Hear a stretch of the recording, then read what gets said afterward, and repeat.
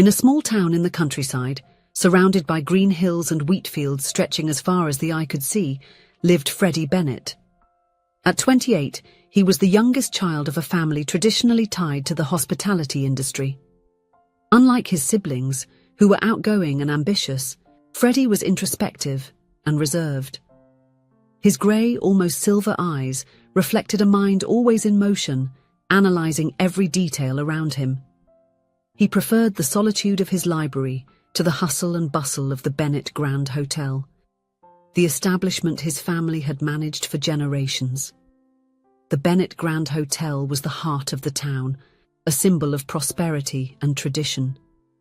With its imposing architecture and meticulously maintained gardens, the hotel attracted visitors from all over the country.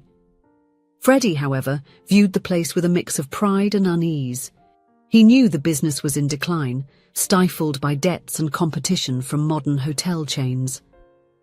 The sudden death of his father, Edward Bennett, only worsened the situation. The reading of the will brought a surprise that shook the family. To inherit control of the hotel, Freddie would need to marry within 6 months. The condition imposed by his father was clear. "A man can only lead with a full heart," said the letter left by Edward. The news was met with shock and indignation. "This is ridiculous," protested Margaret, Freddie's mother, during a tense family meeting. "Edward can't dictate our son's life like this, even after he's dead."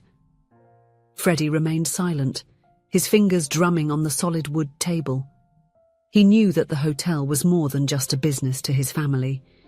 It was a legacy, a responsibility he couldn't ignore. But marriage? The idea made him uncomfortable, almost claustrophobic. It was then that his eyes landed on Isabella Lopez, the daughter of the hotel's events manager. Isabella, 25, was a constant presence at the Bennett Grand, always busy with some task.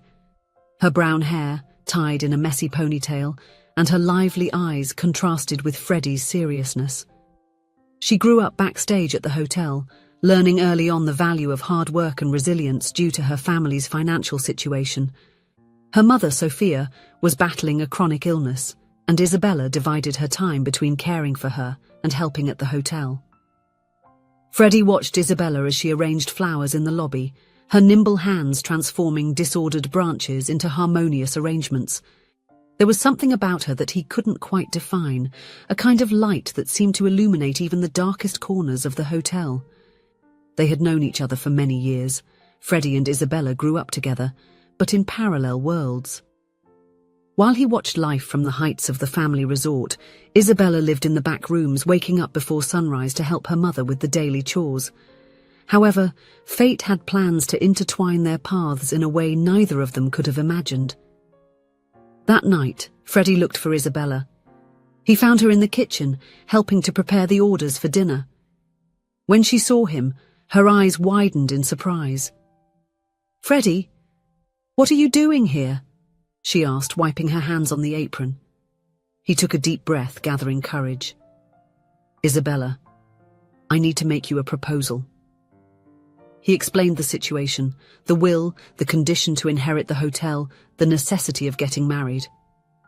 Isabella listened intently, her eyes narrowing as she grasped the seriousness of the situation. "But why me?" she asked, confused. Freddie hesitated for a moment. "Because you are the only person I can trust with this. It's not a real marriage, Isabella. It's just an arrangement. I get the hotel, and in return I can offer you the money needed for your mother's treatment." Isabella remained silent, processing the proposal. Her heart was divided. On one hand, the chance to help her mother was tempting. On the other hand, marrying, even out of convenience, went against everything she had always dreamed for herself. I need to think," she finally responded, her voice almost a whisper. Freddie nodded, understanding. "Take all the time you need, but please, keep this a secret." In the days that followed, Isabella wrestled internally with the decision. She watched her mother growing weaker each day and knew that specialized treatment could make all the difference. On the other hand, the idea of a loveless marriage saddened her deeply. After a week of reflection, Isabella sought out Freddie.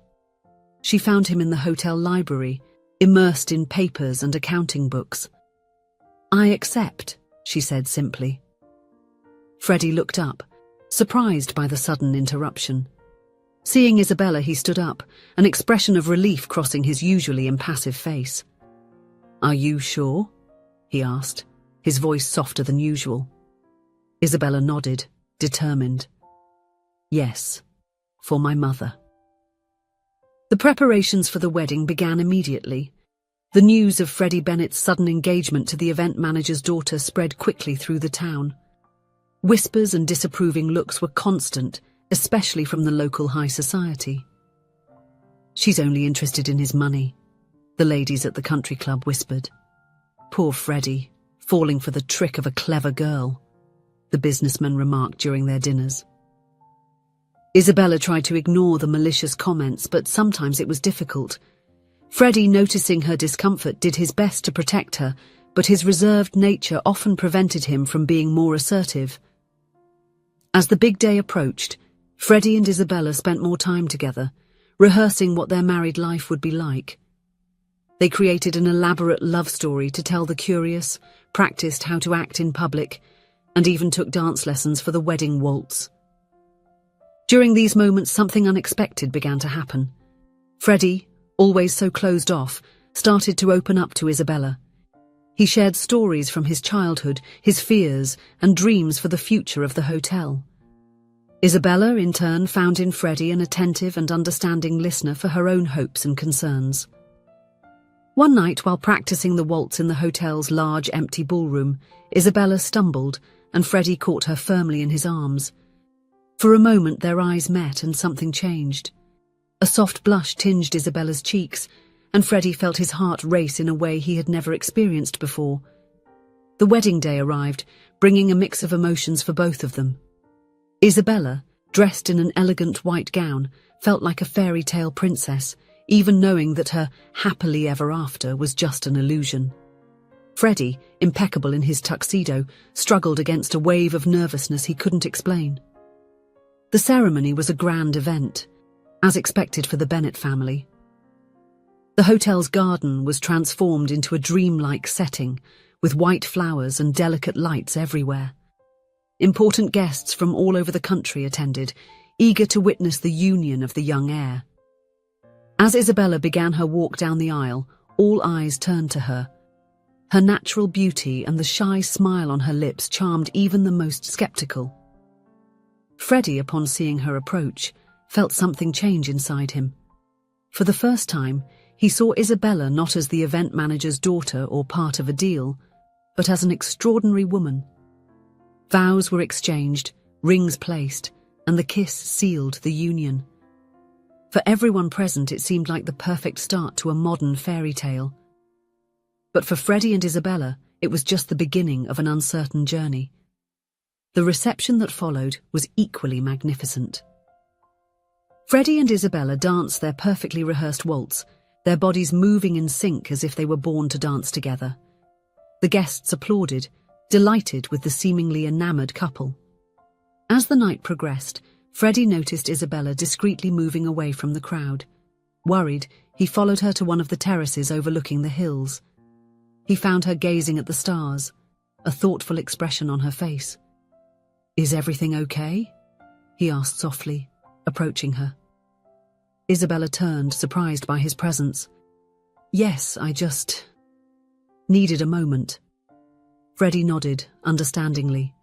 They remained silent for a few moments, just enjoying the fresh night breeze and the distant sound of music coming from the hall. "Isabella," Freddie began, his voice more hesitant than usual. I need to tell you something." She looked at him, curious. "What is it, Freddie?" He took a deep breath, gathering courage.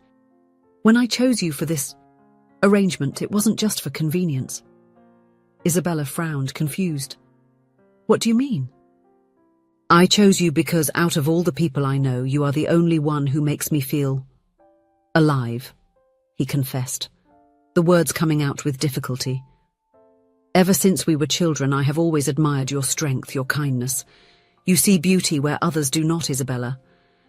And I wanted that in my life." Isabella's eyes filled with tears. She had never imagined hearing such words from Freddie, always so reserved and distant. "But what about the deal? The money for my mother?" she asked, her voice trembling slightly.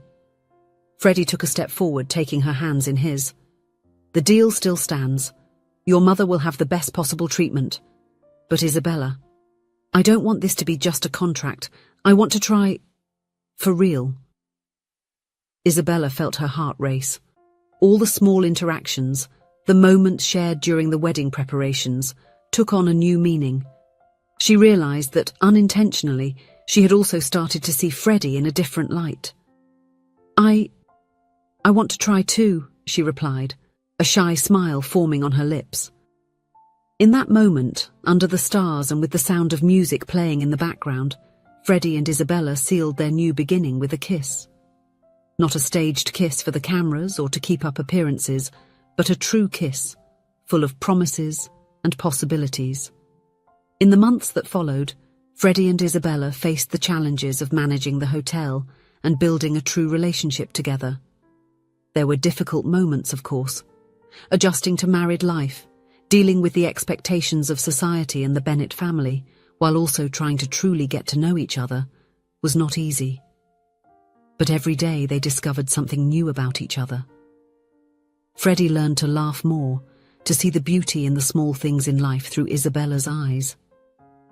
Isabella, in turn, discovered an inner strength she didn't know she possessed, inspired by Freddie's quiet determination.